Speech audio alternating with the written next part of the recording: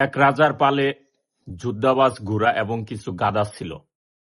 গাধা সবসময় রাজাকে অনেক অনেক সম্মান করত এবং তেল মারা যেটা বলে এরকম কিছু করত, কিন্তু যুদ্ধাবাজ ঘোড়া কখনোই রাজাকে ওইভাবে গাধার মতো একটা তেল মারতো না। তো একটা সময় রাজাও গাধাকে অনেক আদর করত।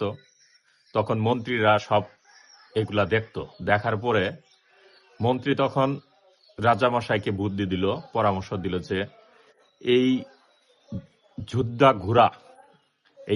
ঘোড়া রেখে লাভ কি? কারণ এরা তো আপনাকে সম্মানও তেমন একটা করে না, আর কখন যুদ্ধ লাগবে না লাগবে এত দিনের অপেক্ষায় এই এত যুদ্ধাবাজ ঘোড়া রেখে লাভ নেই। তখন রাজা বলল, কি করা যায়?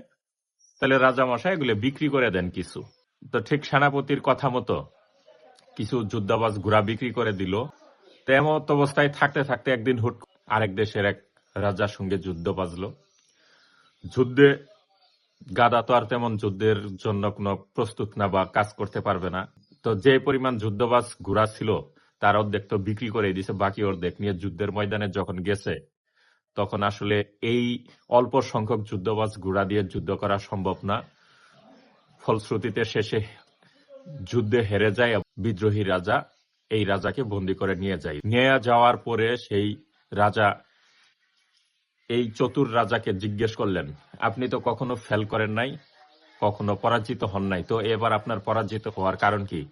তখন রাজা মৃদু স্বরে কণ্ঠে বলল, আমার হেরে যাওয়ার একটাই কারণ, আমি অতিরিক্ত তেলবাজদের সম্মান করেছি, মাথায় নিয়েছি। আমার প্রকৃত যুদ্ধবাজ ঘোড়াদের আমি সম্মান করতে পারি নাই, আমার কাছে যুদ্ধবাজ ঘোড়াদের রাখতে পারি নাই, বিদায় আজ আমাদের এই শোচনীয় পরাজয়। ঠিক তেমনি আমাদের রাজনীতি অঙ্গনেও এমন পরিবেশ দেখতে পাচ্ছি আমি। আপনারও কি তাই মনে হয়?